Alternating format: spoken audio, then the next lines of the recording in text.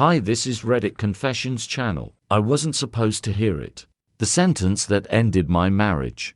I wasn't even meant to be in the room, but there I was under the kitchen sink, gripping a wrench, flashlight in my mouth, trying to stop the steady drip that had annoyed me all morning.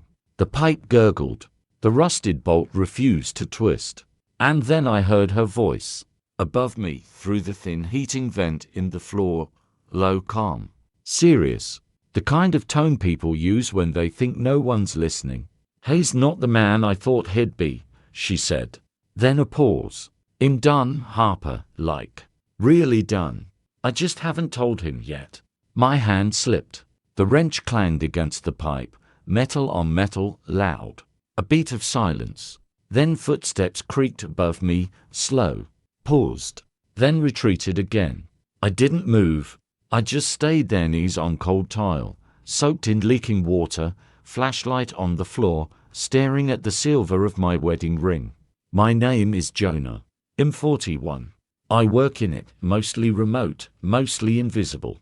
I fix broken machines and maintain stable systems.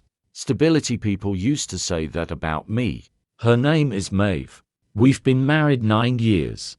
No children. Just a tabby cat we both pretend to love more than we do. We live in a neat little brick house in Ohio. Front yard trimmed like a golf course. Mail always collected. Windows always clean. A house built on habit. I knew Maeve had been pulling away for a while. She'd stopped humming when she cooked. Stopped reading out loud when she found something funny. Stopped looking up when I walked into the room. But I didn't know she had already made the decision to leave me. I was just the last to find out. And I found out while fixing a leak. I didn't confront her that night. I didn't ask who Harper was. Didn't ask what done meant to her. What would I say? "Hey love, I accidentally overheard you plan my exit from our marriage while I was elbow deep in plumbing." No. Instead, I got quiet. Not angry quiet. Just quiet. I bought a notebook, a small blue one, paper pages, no digital trail, and I started writing. Not to accuse, not to collect proof, just to remind myself I wasn't imagining it. I wrote down things she said that sounded off. "I just need space. You've changed, Jonah. This house feels smaller lately." I tracked when her GPS location blinked off. When she came home late with perfect eyeliner. When she laughed at texts and wouldn't say from whom. I wasn't playing detective. I was trying not to feel insane. A few weeks later, she came into the living room while I was folding laundry and said, as if she were reciting a grocery list, "Jonah, I think we're done." Just like that. No build-up. No tears. No drama. Like we were ending a lease. Not a life. She didn't ask what I thought. She didn't even sit down. She just stood there, waiting for me to respond. I looked at her for a long time. I mean, really looked. And for the first time in years, I realized how little of her I still recognized. I nodded. "Okay," I said. That was all. She blinked. "That's it." I didn't answer. I picked up the duffel bag I had packed 2 days earlier, took my notebook, and walked out the front door. She didn't follow. She didn't call after me.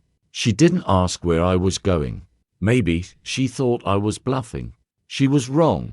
I checked into a roadside motel just off the freeway. Stiff bed, faint smell of bleach, a vending machine that only took quarters. It wasn't comfort I was after. It was stillness. The front desk clerk gave me a room key without asking questions. Her silence felt like kindness. That first night didn't feel like escape. It felt like death. The death of a rhythm, of a shared morning routine, of a person I used to be when I heard her laugh. I lay on the bed and stared at the ceiling, remembering the early years. Our first apartment with crooked floors. The time we camped in the rain and she warmed my socks on her belly. The time we got caught kissing on the subway and laughed until we cried. I remembered how she used to tap her fingers on the dashboard when she liked a song. She hadn't done that in over a year, and I had asked why. In the morning, my phone had missed calls. My sister, a coworker, one from an unknown number, none from Maeve. No, where are you? No, can we talk? Just silence. I didn't go to work. I told them there was a family emergency. They said, take your time.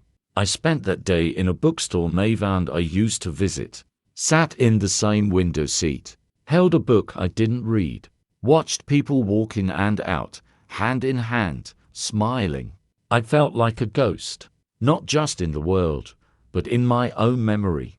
That night, I opened the notebook again. But this time I didn't write about her.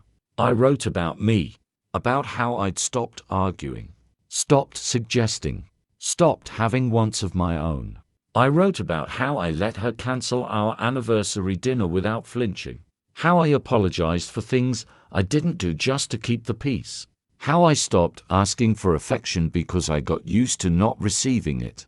I wondered when I stopped being a man with a voice and became background noise.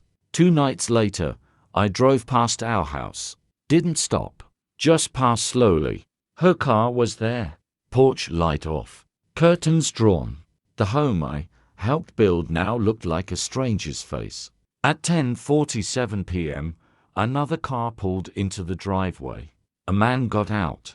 He didn't knock. He typed the code into the lock, the code we had created together.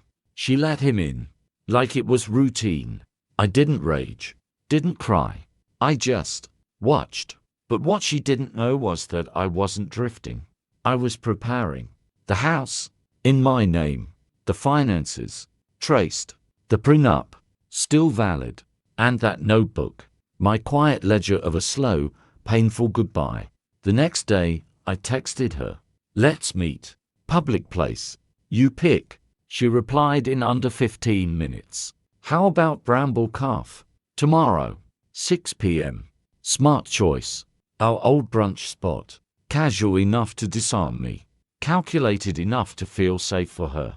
When I arrived, she was already seated. Nails painted. Hair perfect. Wearing the earrings I gave her for our 6th anniversary. She smiled like nothing was broken. Jonah, she said brightly. Thanks for coming. I nodded and sat. She stirred her tea. I didn't expect you to leave like that. You said you were done. I meant we should talk it through. Figure things out. Like you figured things out with the man who used our front door code. She blinked. Not shock. Just a delay in her performance. You were spying. No, I said. Just stopped pretending. She folded her arms. So what, you want to fight now? Is that it? No, I said calmly. I already won. I slid an envelope across the table. What's this? A clean break. No alimony. You keep your car, your accounts. I keep the house. Her eyes narrowed. You can't just decide that. We both signed a prenup. You remember when you said love, but with logic. She stared at me. I saw her flinch. Not because she lost. Because she never expected me to play the game. I didn't want it to end like this, she whispered. Neither did I. She left fast. Without finishing her tea. Without looking back. The next day, I got a call from her brother. He said she was upset. That she hadn't expected me to walk away so cleanly. That she was spiraling. I didn't say much. Just listened. Then he asked, what did you do to her? And I said, nothing. That's what I always did. And maybe that's what broke us. A week later, I got a letter. No return address. Inside, a photo of us. Smiling. At the lake. And a note on the back. You were better than I deserved. I'm sorry I forgot that. No signature. No follow-up. I slid the photo into the back of the blue notebook. And that was the last page. Months passed. Seasons turned. I found a small apartment in a quiet town 2 hours away. Started drawing again. Started waking up early. Started laughing louder. One day, a woman at the bakery said, "You've got a peaceful kind of energy." And I realized she was right. Because peace isn't always found in closure. Sometimes, it comes in silence. and the power to walk away from the version of yourself someone else wrote for you.